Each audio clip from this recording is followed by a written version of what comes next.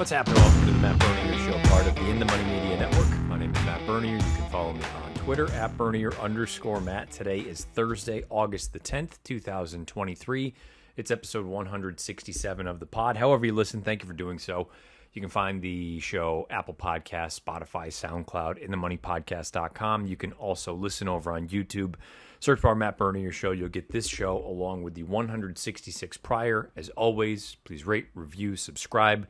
Thumbs up, thumbs down, comments, good opinions, bad opinions, comment on my opinions, for better or for worse, or any of the topics that will be discussed here in this week's show. And make sure the bell icon's lit up so you get notified when new content is uploaded to the In the Money Media channel, whether it's this show, whether it's the Players Pod, whether it's JK Plus One, Horse Players Happy Hour, anything that gets uploaded over there, you'll get notified when new content has been uploaded to the channel. So stay tuned to all that sort of stuff. For this week's show, 2 items. But before we get into those 2 items, a word from our friends at the Breeders' Cup. We are thrilled to be partnered again with the Breeders' Cup for 2023. Saturday features the turf with 2 win-and-you're-in races for the FanDuel Mile. They include the 4-star Dave from Saratoga and the, oh boy, Prix du Harris de Fresnay-la-Bouffard Jacques Lemaire Maroy from Deauville in France. Sorry to my French compatriots for butchering that. Also, don't miss the Beverly D from Colonial. A win and you're in for the Maker's Mark Filly and Mare Turf. Additionally, all entry fees for the winner will be covered and a $10,000 award to the nominator. Be sure to stay tuned to In the Money Media for all of your Breeders' Cup coverage. The Breeders' Cup Challenge Series win, and you are in a number of big races coming up this weekend. You can see them, some of them anyway, on FanDuel TV. This week's show, 2 items. And just to be clear, I'm going to pull it up. Let's make sure I have the article correct from the Thoroughbred Daily News with the discussion of first racing. This article was first published Wednesday the 9th, so last night at 7:59 Eastern. I was on air at that time with Mike Joyce, so I didn't see this until well afterward. First, the headline: First racing considering moving date of Preakness. Naira not on board with the move. That's what the main topic for this week's show is going to be. And then on the back end, my latest Breeders' Cup Classic Top 10 rankings that I submitted at the beginning of the week. There's been a change with Cody's Wish being defeated in the Whitney last weekend. White Abario runs a hole in the wind. So we'll dive into that because the horse that I voted for in the number 1 slot is I'm the only vote for him for number 1. So I'll give you the rationale and the reasoning behind that. But let's start with sort of the spicy meatball, the big enchilada, whatever other kind of food comp or sort of play on words you can use. First racing considering moving the date of the Preakness. Naira not on board. Now, I had mentioned leading into the Preakness and after the Preakness just this year, but I've said it before. If you strip the history and the this, that, and the other out of the equation, okay, and you just look at the Preakness Stakes and that weekend, from a business standpoint, if you are First Racing and the Stronach Group, you've got to do what's best for your bottom line. And the Preakness continues to just slowly be chipped away. And it's not sequentially the 3rd leg of the Triple Crown, but it has very clearly become the 3rd of the 3 in terms of importance. So if I'm involved with First Racing, and I obviously am not, but from a business standpoint, if there's a chance that moving the race back 2 more weeks to have 4 weeks spaced between the two, between the Kentucky Derby and your event, then I think that's something that you have to consider. So the article by Bill Finley. First Racing and Gaming is ready to shake up the Triple Crown. The company, which operates Pimlico Racecourse, has confirmed to the TDN that it is giving strong consideration to moving the date of the Grade 1 Preakness Stakes so that it is run 4 weeks after the Grade 1 Kentucky Derby.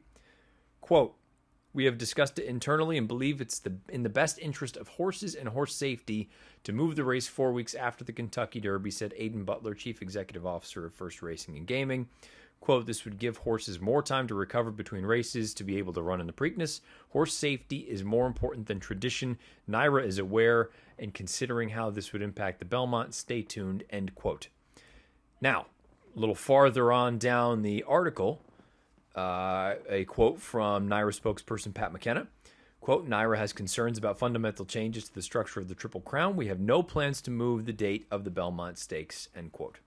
All right, so let's just look at the two sides to this piece right here, okay? First, the Preakness possibly moving. I have no problem with it.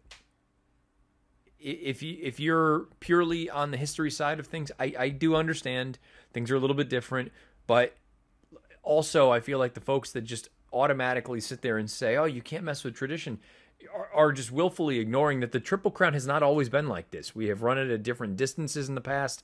Times had been different years and years ago. So just because for this period of time, the past, I don't know what it is off the top of my head, 60 years, 70 years, it's been run in this kind of configuration, doesn't mean it's always been like this.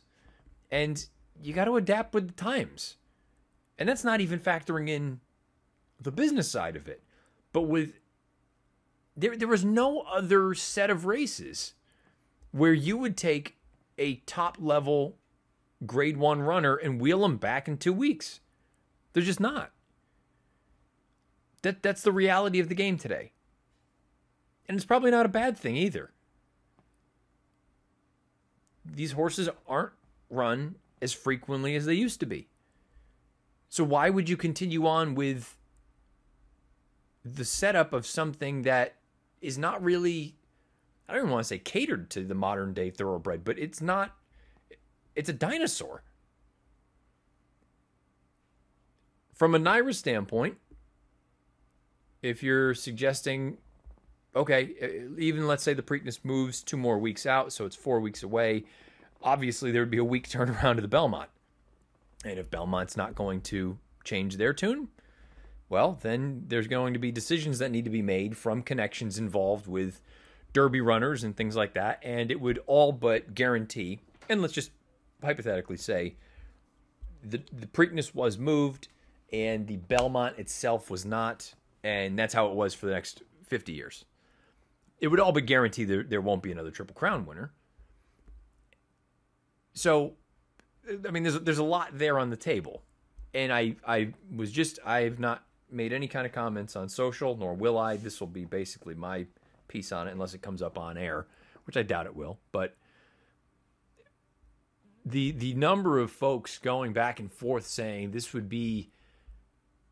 makes sense, this is stupid, it's what's best for the horses, it would destroy the industry because this is the only thing that people, the common folks, get involved in. Well, I'm going to go out on a limb and say that the quality of the Preakness would improve. Would it become Derby 2.0? No, probably not. Because the Derby takes a lot out of these horses anyway, and more often than not, you end up getting a handful that go to that spot. But for those that are talking about, how there would need to be a call between do you run in the Preakness and do you run in the Belmont, and the Belmont's a more prestigious race, and this, that, and the other. Going back to the whole modern day thoroughbred thing, 1 3/16 miles, even today, is a bit longer than what most of our horses run here in the United States, but it's not completely crazy. Then I'm not even factoring in the Derby at 1 1/4 miles, but you're only a 16th more than these 1 1/8 races, and that's primarily what our route races are these years. The Belmont Stakes, it's my favorite race of the year. It's a dinosaur. We don't run races at 1.5 miles if they're not on grass. And even those, here in the States, few and far between. So, the notion that it has to be a history play, to me, is, I mean, I don't know. Maybe I'm just not appreciating that kind of thing enough, but I don't believe that the Triple Crown right now, as is, it's not, that's not the thing that is keeping horse racing going. It's not. If you're worried about it being a mainstream, sport that runs with baseball and football. We're not going to get there. This is a niche sport. Embrace it for what it is. We don't all have to be the National Football League, right? Got a good thing. You've got good gambling products all across the country. You can pick and choose. It's the beauty of this game. What pools you want to get involved in, what tracks you want to get involved in, this, that, and the other. The Preakness moving 2 weeks later would not change that. If anything, you're probably going to get some better fields. Okay? And because the most casual fan is not locked in because the Triple Crown. What happens when there's not a Triple Crown on the line in normal years? Does it really completely destroy the handle that you get from the Belmont Stakes card? No, it doesn't. Would it go up a little bit? Sure, but that's not going to be the thing at the end of the year that you look back on and say the year financially was a success or a failure. It's just and maybe I'm speaking out of my ass, and I don't know what the books look like for some of these places, but I don't believe this is the end all be all. I do believe the Belmont would end up moving. If they chose to run the Preakness 2 weeks later, I do believe the Belmont would move. I think it's the only way to keep that kind of thing going on. And that's the other thing you got to factor in. If you're NYRA, let's say a horse runs in the Preakness and wins, and they had already won the Derby. Do you really want your marquee event, one of your marquee events, to now not carry the sort of, zhuzh, the juice that it normally would, because the Triple Crown's not going to be on the line because you wanted to stay in your spot? Don't you think that would do more harm than good if you just moved to the beginning of July and now you've got a Triple Crown on the line, and if you're worried about the handle, you're going to get it then. You don't really need to completely retool your program. You're still racing at Belmont Park at the beginning of July. And I saw someone suggest it, and I don't even think it's crazy. Again, going back to history, the most recent thing that we think of, and granted, this iteration of the Triple Crown has been like this for quite some time. I don't want to completely dismiss that. But who's to say that the Belmont doesn't get run at Saratoga? I mean, and guess who would love that? NYRA. It would be great. So, again, I'm not speaking with any knowledge of what parties want to do. I'm just reading the article and giving you my opinion. I don't think it's the end-all, be-all. If the Preakness moves, I think it's probably a good thing from a business standpoint. If I were the folks at first and I was in the, at the top of the food chain, to me, this is the only move that you could really make.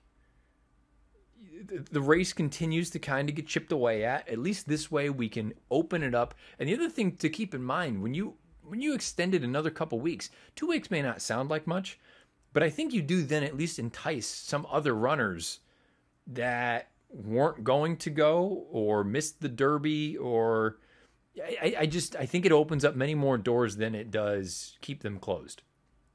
So I'd have no problem with that. I'm on board with it.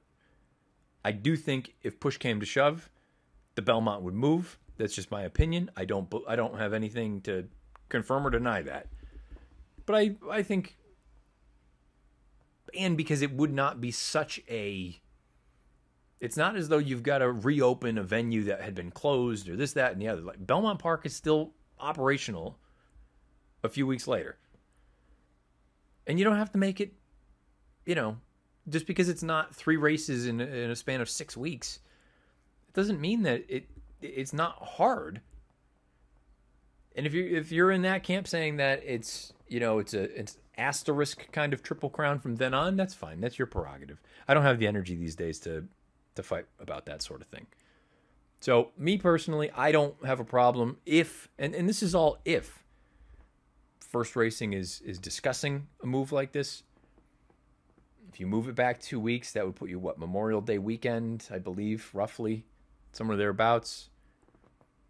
Belmont, if you don't want to run July 4th weekend, I mean, who's to say you don't run it at Saratoga? Again, the Belmont's not always been run at Belmont Park. Shocking, I know. And I know it's been for reasons, construction, this, that, and the other. But I think a lot of people just get worked up about dumb shit.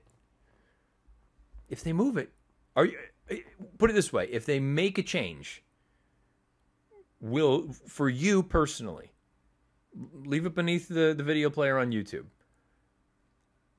Say they change this and the Belmont doesn't move. Are you all of a sudden not going to bet on one or the other? Because I'm going to call your bluff right now. I don't believe it. I don't believe it. You will bet on the Preakness. You will bet on the Belmont. You will. Because that's what we do. You wouldn't be proving anything by holding your dollar back at the end of the day. It wouldn't make a difference. So, it's fascinating. I think it's probably overdue. Again, you got to adapt with the times. Baseball did it. We're the purists. You don't hear anybody complaining about that. These moves that they made. And the people that are complaining about it are just complaining just to complain. Simple as that. Let me know your thoughts. Again, it's all speculation, but this was an article Wednesday night. First Racing considering moving the date of the Preakness. Naira not on board with the move. We'll find out how things shake down. But I also, and again, speculating, if this article is coming out now and it's the beginning of August, I don't know. Probably be quick to turn it around for next year. But if they are thinking about it, I bet it happens sooner than later. Put it that way. Okay. Again, your thoughts, your comments beneath the video player on YouTube or on Twitter at @Bernier_Matt. In terms of my Breeders' Cup Classic top 10, the big story last weekend was the defeat of Cody's Wish up at Saratoga. A bit of a non-effort from him, and the victory of White Abarrio. Now, I had mentioned last week, both on Horse Players Happy Hour and here on this show, that I had viewed Cody's Wish as being on an island by himself. And I didn't think the distance would be the thing that got him beat. And assuming he held serve, I think it's him and then everyone else. And the 3-year-olds, if you've got a number of them, do you really have any of them? Now, my number 2 was Smile Happy last week. And then he couldn't run in the Whitney because he got a bruised hoof.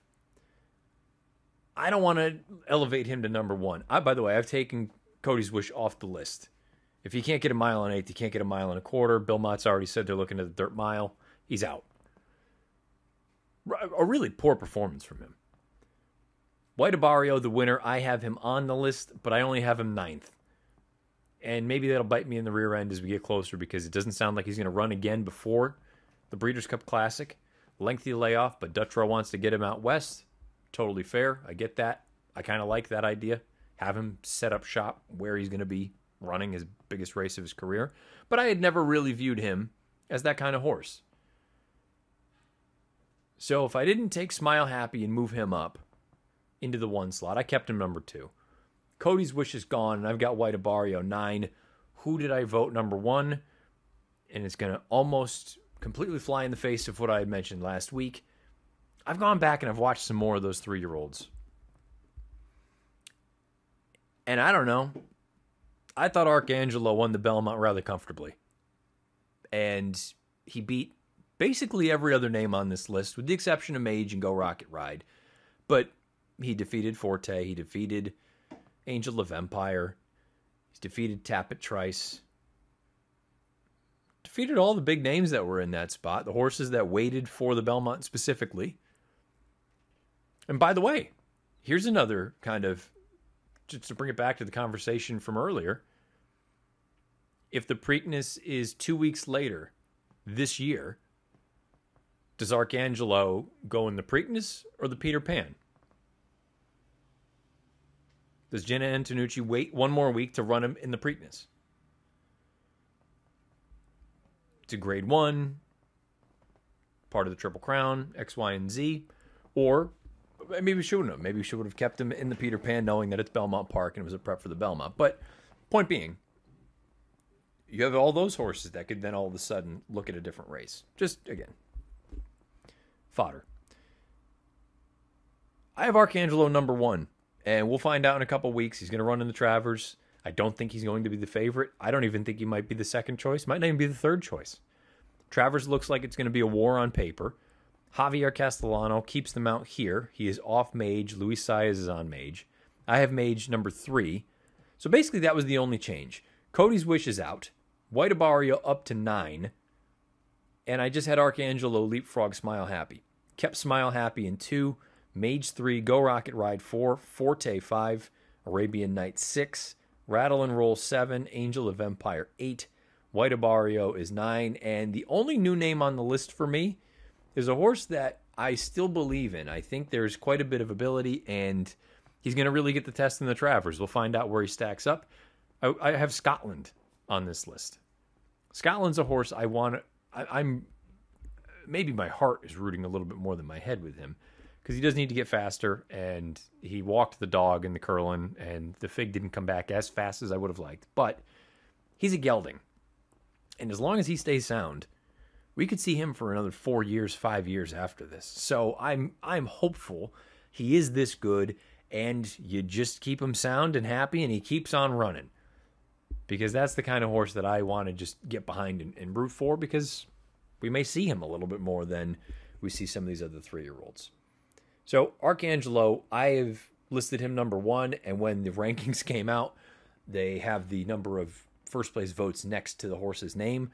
He was the only, well, he was the horse that he had 1 vote. So I'm the only one that has him number 1. We'll find out in a few weeks if that's stupid on my part, or maybe he's not getting enough credit. Let me know where you would stack some of these runners up for the Breeders' Cup Classic Top 10 rankings. Again, in order, I have Arcangelo, Smile Happy, Mage, Go Rocket Ride, Forte, Arabian Night, Rattle and Roll, Angel of Empire, White Abario, and Scotland. That's going to do it for this week's show. Lean and mean. Heavier topic at the beginning. Not heavy, but I think a polarizing topic. Let's put it that way. And then just your standard top 10 ranking for this week. Let me know your thoughts about the potential move of the Preakness. Let me know your thoughts about the current status of the Breeders' Cup Classic top 10 and any other horses. Oh, and by the way, that's one other thing I wanted to touch on. Brought it up beginning of the week on FanDuel TV. After Cody's Wish loses, and Fornatel brought it up last week when I had that hit with Horse Players Happy Hour. Cody's Wish loses. 3-year-olds, nobody's really grabbing, the bull by the horns. White Abario, with the exception of that Whitney, that's the only race that he's got that's fast enough to win a race like the Classic. Think there's any chance that Aidan O'Brien is looking at the landscape of things over here and saying, okay, yeah, we've won a win and you're in for the FanDuel Mile, but maybe Paddington, maybe we give him a look. Maybe all of a sudden, if things continue to be this turbulent in the U.S., maybe all of a sudden we say, why don't we try the Classic with Paddington, the big 3-year-old over there for the boys at Coolmore? Just something else to think about. Maybe it's a name that we're not even discussing who could all of a sudden be kind of the hot item as we get closer and closer to the first weekend in November out at Santa Anita. Again, that's going to do it for this week's show. Thank you for listening, however you listen. Apple Podcast, Spotify, SoundCloud, InTheMoneyPodcast.com. You can also listen over on YouTube. Search bar Matt Bernier Show. You get this episode along with the 166 prior. I am on FanDuel TV. Well, this is on Thursday, so you're already going to miss this. I'll be on Friday as well. Off this weekend, back again on Monday. Good luck if you're playing any of the graded stakes races across the country this weekend, including with the Win in Your Ins. Arlington Million at Colonial this weekend. You can catch all that action on FanDuel TV as well. So we are in the midst of the hot and heavy summer calendar of racing here in the United States.